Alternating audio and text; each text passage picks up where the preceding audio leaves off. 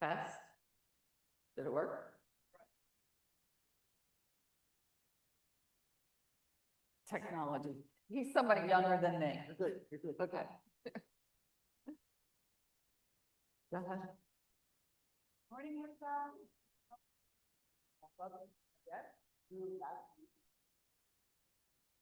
Morning, Lou. Good morning. Thank you. All right, 50-50.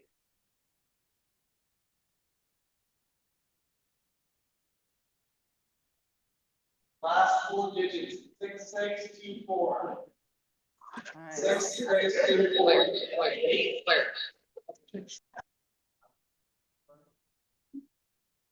Me too. Nope. Byron. Byron is one of our newest members, so congratulations. All right, happy dollars. Anybody have happy dollars? Elizabeth.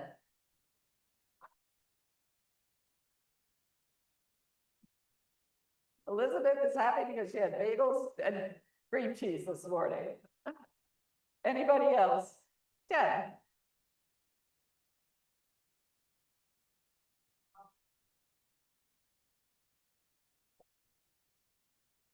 So for those of you who weren't here, Friedel and Bob Elser had a get together and some of us were included in the invitation list. It was a triple celebration. It was their 11th anniversary, Friedel's birthday. And as of last Monday, she is now a citizen of the United States. So that was the surprise. So let's give her a round of applause.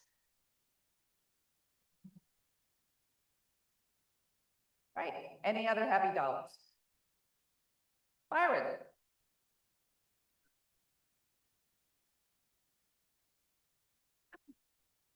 So for our new members, we are starting orientation again.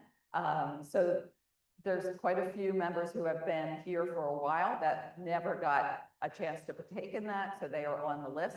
And Byron is part of the orientation this morning. And we do have some pins. If Byron and, have the other name, don't tell me, Scott Burford, if you both want to come up.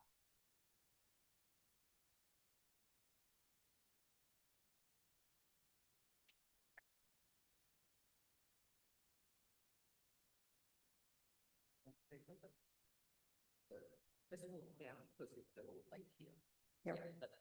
Okay. So at one point, I was pinned when I became part of the Southern Rotary in Southern York County. And recently, Chris Izzo said, "Are we doing pinning ceremonies?" I said, "Well, we haven't done any for." So Scott joined last year in the fall of the year after we kind of chased each other back and forth through the summer with vacations and that kind of thing. And Byron has just recently joined us.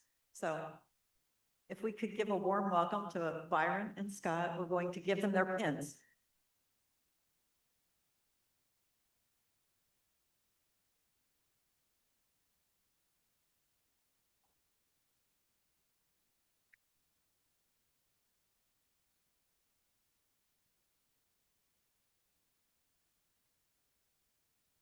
All right, Byron and Scott are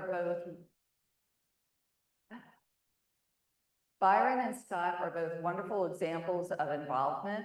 To really get to know the club, it's always best to get involved at one aspect. So Scott has jumped in and has taken on getting some of our speakers for 2 months as part of Club Administration Committee. Byron has joined the Pints for Polio Committee. I had a committee meeting last night and it was a great committee. So that group is looking for a few more hands. The work, I can tell you, is spread out among all of us. I don't think anybody left that building last night thinking that, oh man, I got another long list of things to do.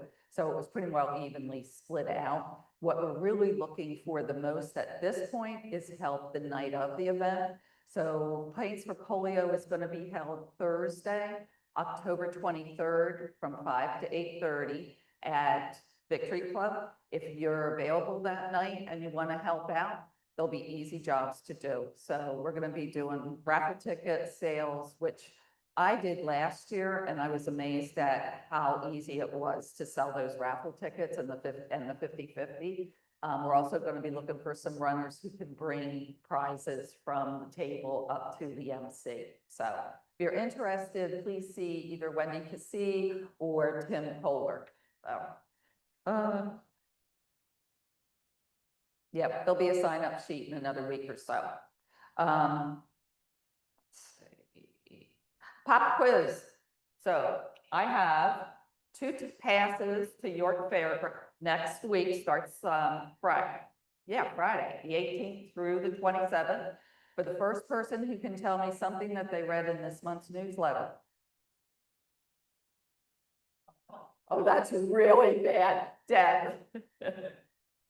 Pardon? First, perfect. No. So I'd like to encourage everybody to look at that newsletter, even if it is just briefly. It'll give you the month in review of what our speakers are, what our programs are. It'll also have, I'd like to start announcing birthdays and anniversaries. That's something that we did a long time ago, and I'd like to get started on doing that again. But there is a lot of good information in the newsletter. So today is Club History Day. So our club was started in October of 1987 with an original list of 20 members. 3 of those founding members are here today, and I would like to recognize them. Joanne Bankos, stand up. Jim Walters. Oh no, stand up. I made her stand. And John Schmidt. All right, let's thank these people. I had a wealth of information from Joanne yesterday. She and I had coffee together. Membership was limited. You had to own your business in order to be invited as a Rotarian, which I can't even imagine. We're started as an offshoot of the Downtown Club. Back then, they really lived by classification, and your classification was whatever your business was. So there were only allowed 2 attorneys in the club, 2 bankers in the club, and so forth and so on. The Downtown Club got bigger, so they started getting more members per classification. And that was the reason to start York East, because they wanted to keep it with just 2 members of classification. Between having to work with classification and having to own your own business, I think I'm safe to say we've come a long way, baby, when it comes to this. So, other announcements that I want to make is the crab feed. Don't forget about that. That is Sunday, July the 30th at 3 o'clock at Elizabeth's house. And we do have the Rotary Means Business at the end of October. So, or yeah, the end of July. I don't have the date written in front of me, so come next week and I'll remind you again. All right, Scott, I think we're ready for you for our speaker.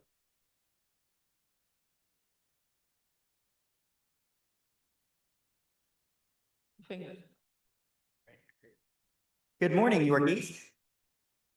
It's great to be with you this morning.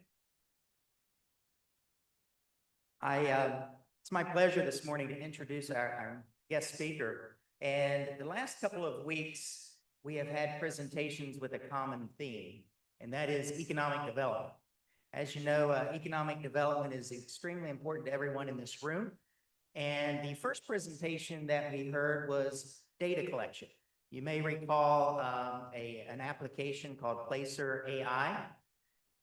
The county and its appended bodies, including the York County Economic Alliance, uses that data to help us analyze business activity, tourism, what have you. it helps drive our small businesses and it provides a resource to all of our business communities here in the county. And continuing on with that theme, it's my pleasure to introduce David Gonzalez. David is the Director of Economic Initiatives, and he has a scope of responsibility for the economic development plan throughout the county, countywide. It's a 10-year plan, and he is going to present this morning to give us a 5-year update. And also, there are some hidden projects that he has that I will not reveal that he can speak to this morning. A couple of really neat developments that we have here that I will say is unique to York County, and it is something that other communities are beginning to model. So without further ado, I'd like to introduce David.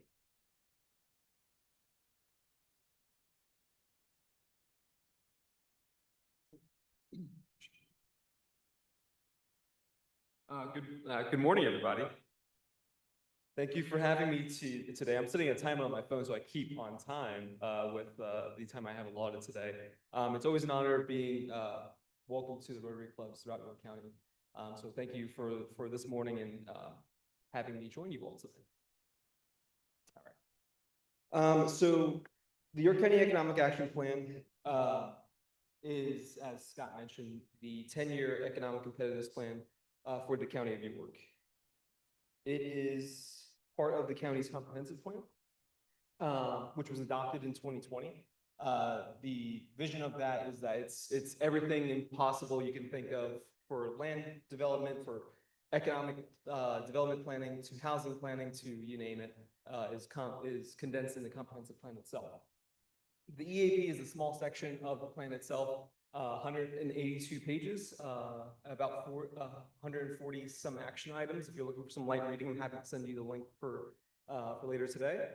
But in any sense, it's what you take away from it is that it's visioning and executing actions that will make York County more economically competitive.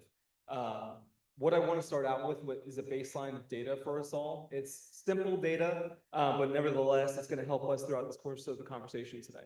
So a little bit of interaction here. The opportunity is, anybody wants to guess the population of York County? I don't have any prizes. You just get bragging rights at the end of it.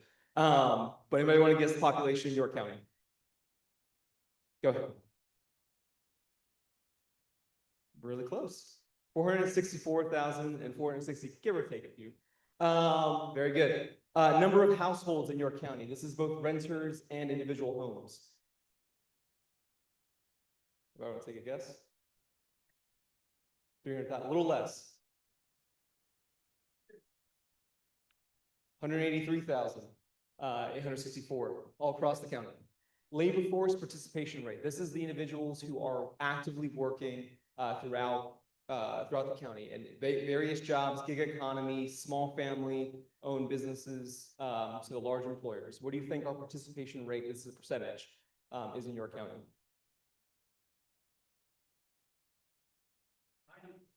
90%. We're lower at 66%, which is about the average statewide. We sit about statewide about 65%. If you factor in seniors, you factor in individuals under the age of 18 years old, individuals with disabilities, what have you. That's where our participation rate. And there's also individuals who are sitting outside of the labor force for a bevy of reasons. Oh, I pushed that one.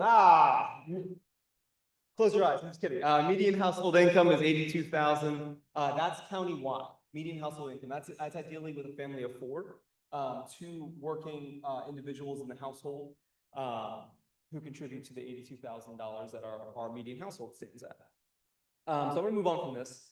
The York County Economic Action Plan in its entirety is composed of 7 different focus areas. Rural economy, quality of place, economic mobility, entrepreneurship, workforce development, infrastructure, the built environment, and rural economy. And the future of industry, that's my list. So it's purposefully broad because there's so many different contributors that affect our economy. But the intention behind it is that the goals that are listed underneath in the plan, the 82 pages I mentioned, the 140 action items, all relate to some sort of focus along these focus areas itself. And in its inception of the Economic Action Plan, it was developed in 2020, fully adopted by the end of the year, and implementation began in 2021. We surveyed about 2,000 or so stakeholders throughout the county. Work groups were formed for individual focus areas, and then even just stakeholder conversations at large to really get a whole view of what we wanted to work on for economic competitiveness for York County in the next 10 years. So by 2031, this is where we're going. And so now we're at the point, we're at the midpoint now. We're a 5-year update, 2026, we'll roll out with our 5-year status update. And the reason why we wanted to do a 5-year check-in is mostly because we had good data on what part of the plan is moving.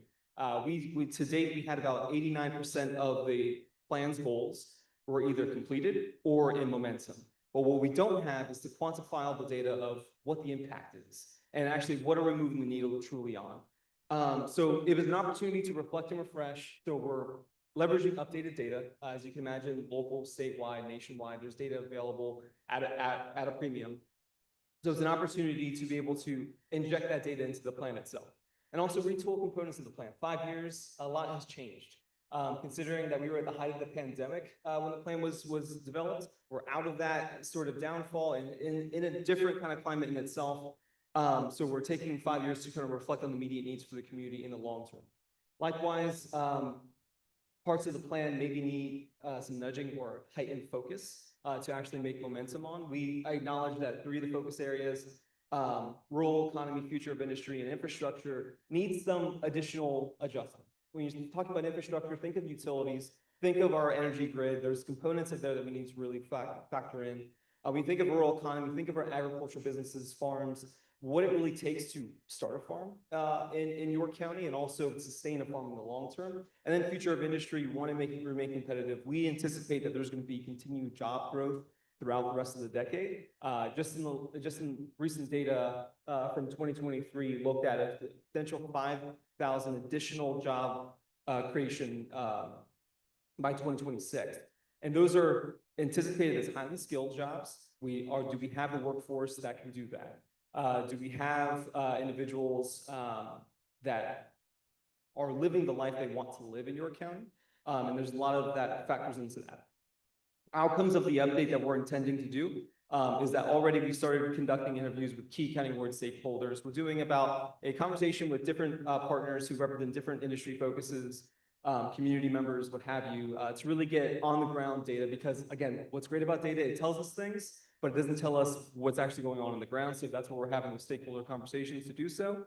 Likewise, we're developing impact reports of the EAP at large, and then also the Bloom Business Empowerment Center, which is our clearinghouse for entrepreneurship resources with York County Economic Lines. I think next week, Suli Pinos is going to be speaking more on that, so I'll leave that for her. And likewise, we're developing an update for the current plan itself.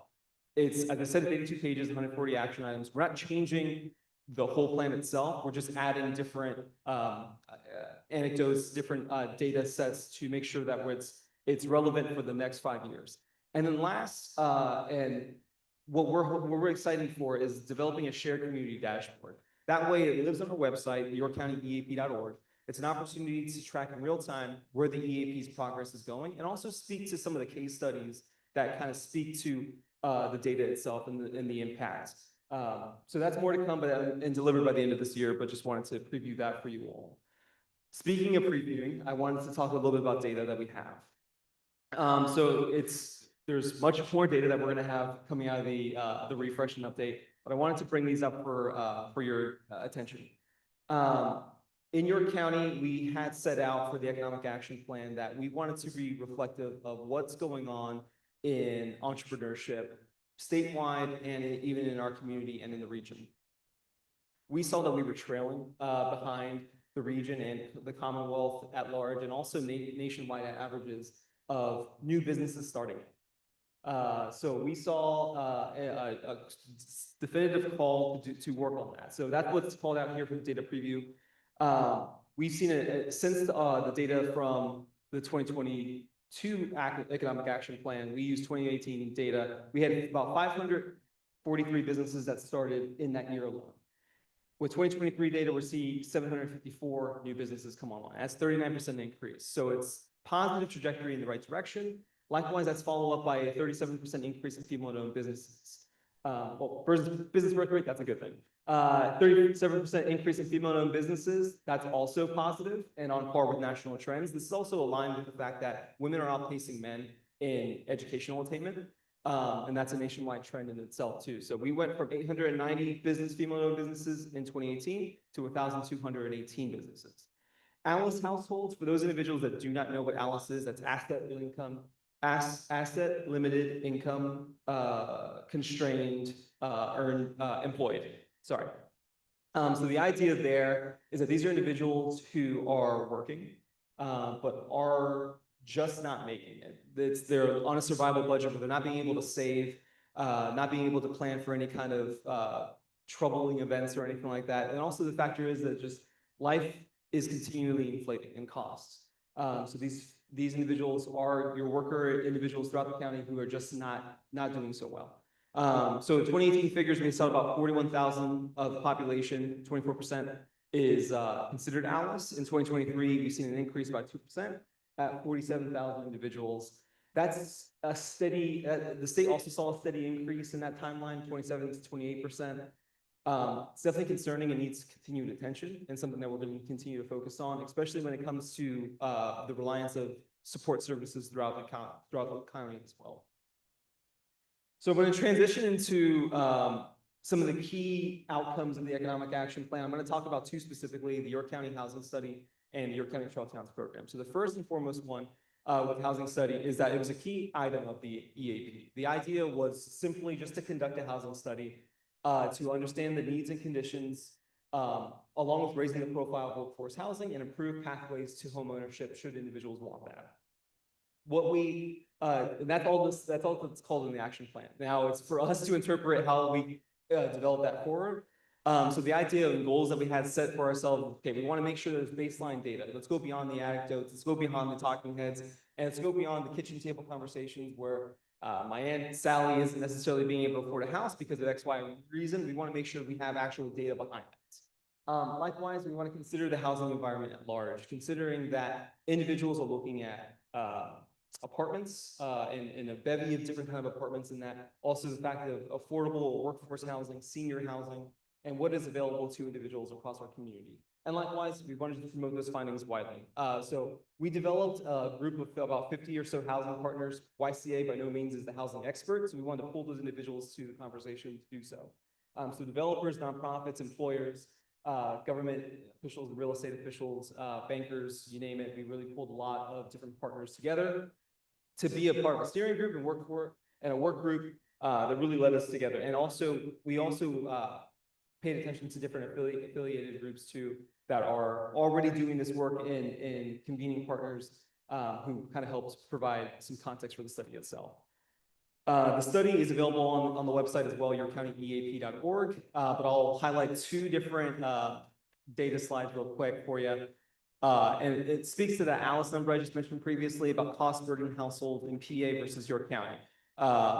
So in cost burden households in York County, about a half the population about York County's renters are considered cost burden, where they're spending 30% or more of their income on housing.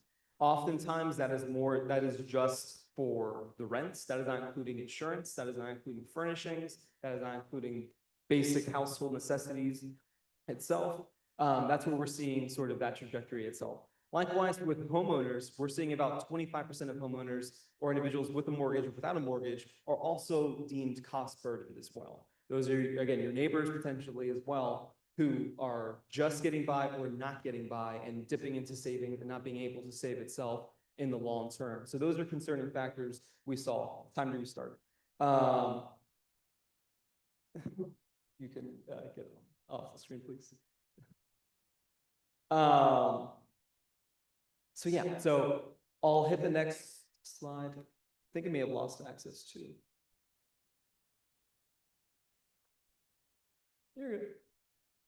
So, and then the next slide too, we're going to talk about housing purchases in York County. So in home, the average sale price of a home in York County is about $289,000. That's what a house is going for in York. And a house lasts in the market for about 6 to 7 days, and that's been steady since 2020. So individuals who are, it's a highly competitive market, and the housing supply isn't as plentiful for different housing needs in itself too. So that's also a concern we've been looking at in the standpoint of just what does it look like to actually bring new homes on the market? And also, are the current existing housing stock, is it lending itself to starter homes? People are staying in their homes a lot longer. What are traditionally noted as starter homes. Also, individuals who bought a house in 2020 in that time frame, they got a pretty favorable interest rate. So a lot of them are deciding to stay even longer at that time as well. So we're also considering that as a challenge. So that's part of our long-term goals of the housing action of the housing study itself too. Is also looking at those conflicts.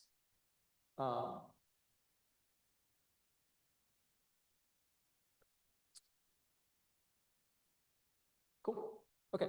So thank you so much. Additional key findings of the housing study itself too. I already mentioned the half of the renters and quarter of households are cost burden. Median household income has increased by 24% in the last decade, but as I mentioned earlier with the housing cost, the housing to purchase a new house has also increased by 131%. An estimated 30% of residents aged 20 to 34 are neither homeowners or renters. That means they're probably living with their parents or living with other relatives or friends. The bigger issue there is that we're seeing more young people not have their names on mortgages, not have their name on even leases, stuff too. That's impacting their credit, that's impacting their ability to live independent in the long term.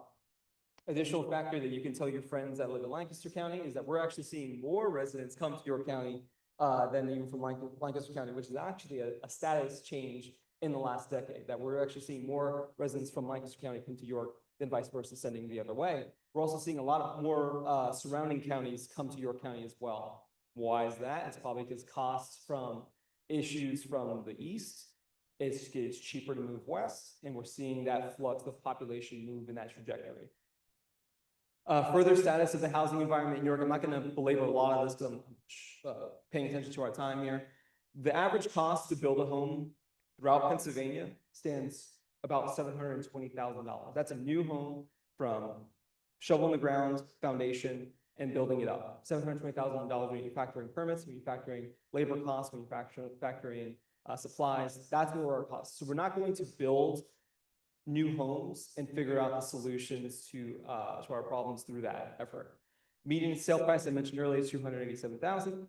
The average rent for a fair market 2-bedroom unit in the metro area of York County is about $1,360. That's about $16,200 a year. Average household income in York County, as I said earlier, was $82,000. Average household income for the city of York is $47,000. When you're factoring that in together, the city average, if you compare it to the fair market 2-bedroom unit, individuals would be essentially cost burdened if they were to rent at that valuation as well.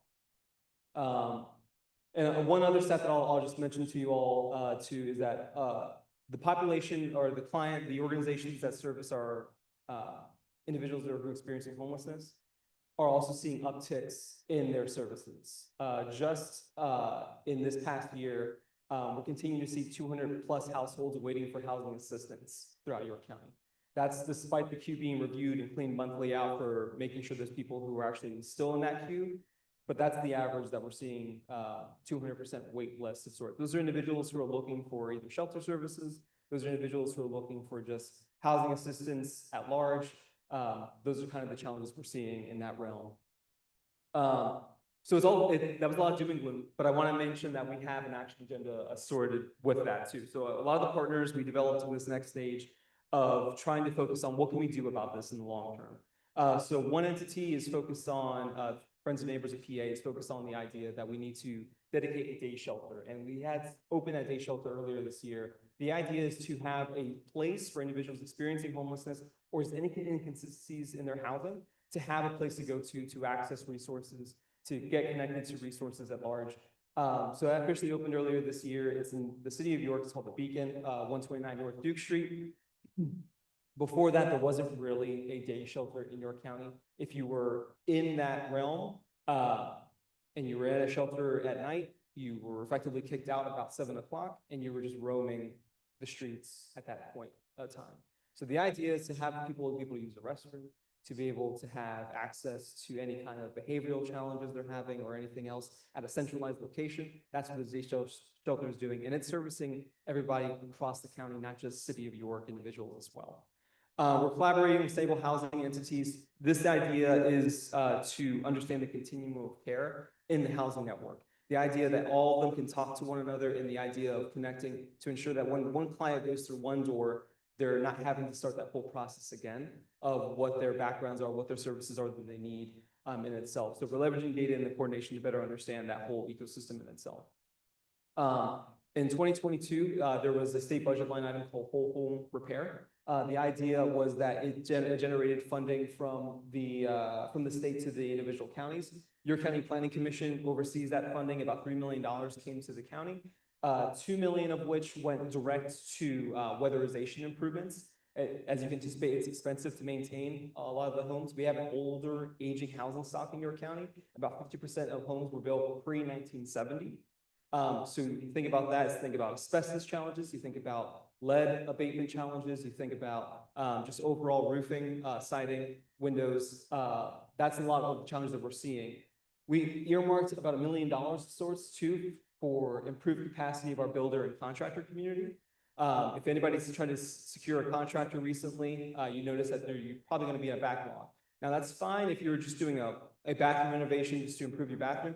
It's not fine when you're doing a roofing project and you have active leaks going on. So we saw an initial need of that. So we dedicated funding to do so. It's the first cohort of training is actually launching in August. We started with 15 spots. So these individuals go through essentially a residential 101 course that gets them the basic skills that they can take to a contractor who contractors are actively looking for more people. This is a sort of an answer to do so. We started out small, but we actually now have a waiting list of 70 people on the list who have interest in doing so and continuing the course. We're going to have a fall and winter course as well to continue to develop and build out that training program. Municipalities continue to come up in the conversation. A lot of it comes to zoning ordinances that might prevent housing conversations to develop, and also just dense housing projects at large. So we are in pursuit of developing a local government development playbook. It's going to be encompassed of 3 different factors that are challenging our economic competitiveness in York County: childcare, transportation, and housing. The idea is that it's going to be educational in the sense of just why these issues matter and why we should be addressing the challenges. Second is a menu of resources. What are the strategies, resources, tools, funding, policy suggestions that you can really employ to make housing more attainable in York County at large? And then the third is talking about actual zoning policies that municipalities can inject into their municipalities. The idea is that it's just a suggestion. We can go to municipalities and offer the opportunity. We don't anticipate all of them to adopt it overnight. Even if they adopt components of it, that's a win because it's moving in the trajectory that it's making housing development more attainable in the long term. We developed the Housing Developers Roundtable.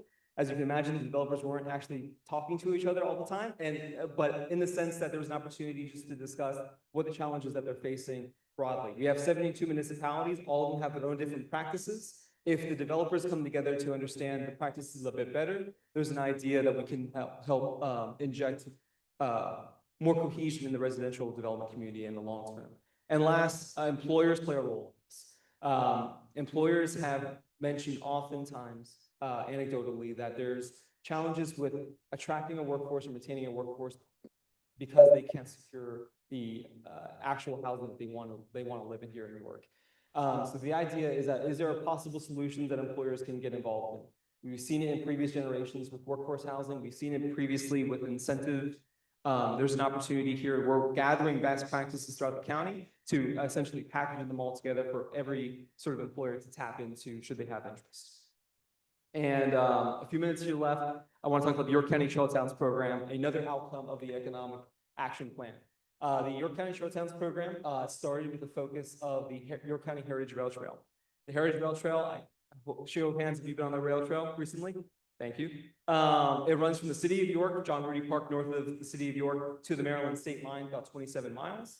Low grade trail. Obviously, we know and enjoy it. It's one of the gems of York County for certain, where we see an average about 300,000 annual usage of it, and those are individual users. We have recurring users, but the 300,000 individual users is what we see. We've expanded that program at large, where we focus on the city of York, Seven Valleys, Railroad, Glen Rock, and New Freedom, and we've actually expanded to Wrightsville and Hanover as well. The idea is that these towns are those hubs of recreation, essentially. Individuals can hop off the trail, come off of a community park, a state park, a county park, and frequent these towns. So it's sort of a Main Street strategy mixed with a outdoor economy strategy. The idea is that we see outdoor economy as that next tier of sorts to sort of bolster our local economy in that factor. It's the recreation tourism aspect is that individuals want to have outdoor recreational amenities that they want to go visit. And there's a whole economy based around that.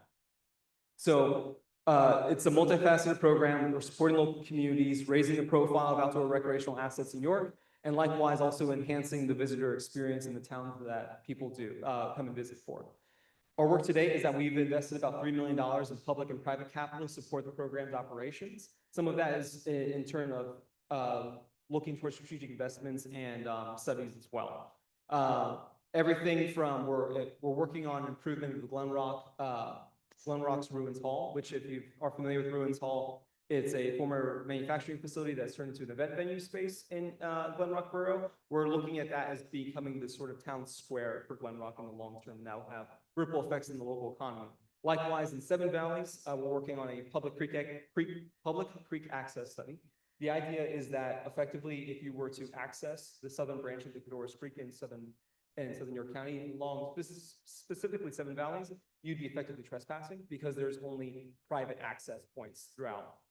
So we're looking at some public access. The idea is that it's a opportunity for rafting, to get your dog in the water, to cool off in the summer. A lot of opportunities through that. Likewise, we've invested in facade grants. These are improving the facades in the main streets of these towns. We've also developed a program called the Trail Friendly Business Program. We have 61 businesses to date that are working towards the outdoor economy and really trying to bolster that together. We're providing them resources to attract users to their business.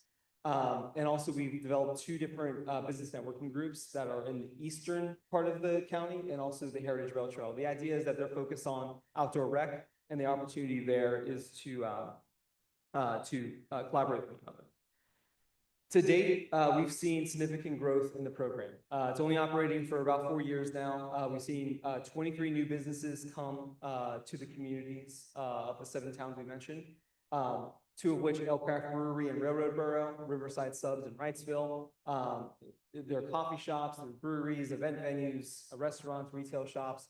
A lot of them are attributing the fact of why they're decide to open these communities is because of the outdoor recreation, is because of the trail towns, is because of the cohesion of the outdoor community, and the thing that they want to leverage is those users who are coming to those towns. So a lot of opportunity through that. Elcraft Brewery is a good story that you can leave here today. Elcraft Brewery actually started in Maryland. They wanted to expand their operations in Maryland, but they ultimately hit a bunch of local code issues down in Maryland that the local council wasn't willing to budge on. They found that Railroad, again, noting for all the reasons I mentioned earlier, found Pennsylvania's business climate to be more advantageous for them and actually opened up their whole operations here in Railroad Borough instead. So now they brew on site, have a tap room. You go there on a Friday, Thursday afternoon even, and it's a pretty packed house. And they have continued to sing that story of just why they've decided to move here and telling others about that same experience.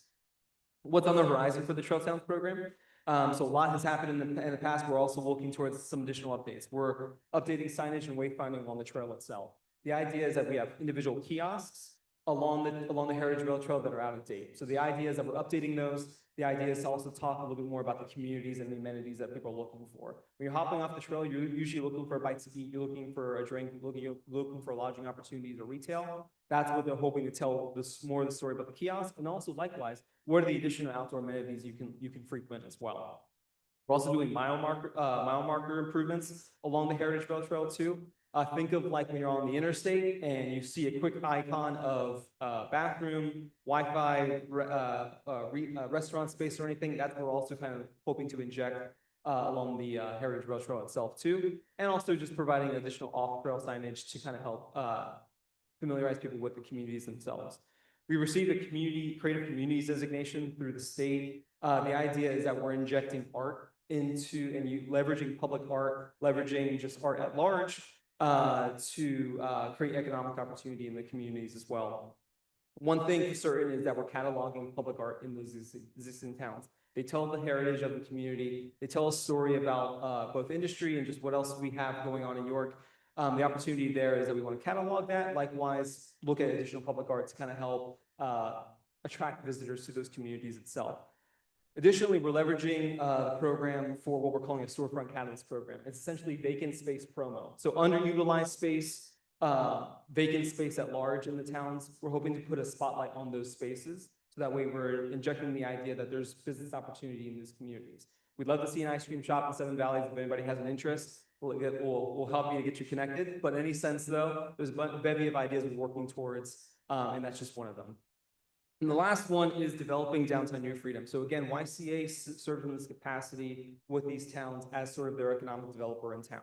So the idea is that we're providing the additional resources. And one thing we looked at with downtown New Freedom is that it's a growing Main Street community. Franklin Street, Main Street have about a concentration of 20 different small businesses. The idea there is that we're trying to help connect that corridor through placemaking. Also in town is Northern Central Railway, brings in about 20,000 visitors each year. And the Heritage Rail Trail runs right through town. Again, that 300,000 annual users coming through. How do we get those individuals to stay and linger longer is the idea and the context. And also you kind of beautify the place. Thinking of lighting, thinking of tree canopy, thinking of benches, thinking of just overall connectivity. That's what we're working towards in the long run. And there's certainly more to come.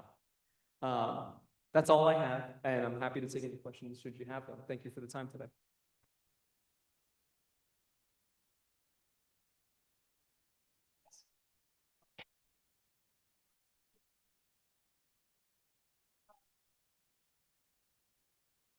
Sure. So yeah, I'm not from the area originally. I came from Lehigh Valley. I came by way of York College, graduated in 2014, and I've been with York County Economic Alliance now for 9 years.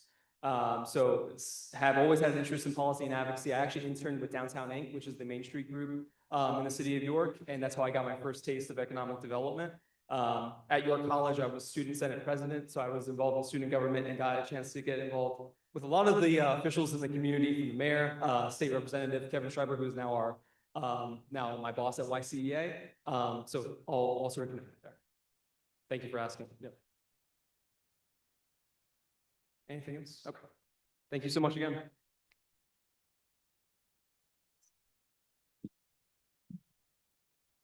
Thank you, David. As a thank you, we have a book that you could choose from. It's a children's book, and it'll be given to one of the libraries, either at Children's Aid Society or the YCEA. So, great. Thank you so much. Thank you.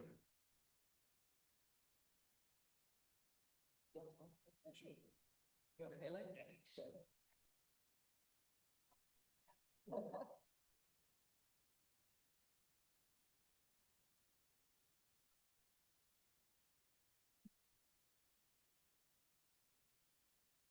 All right, well, that was a great presentation. Thank you very much. And if there's nothing else for the good of the cause, we are adjourned.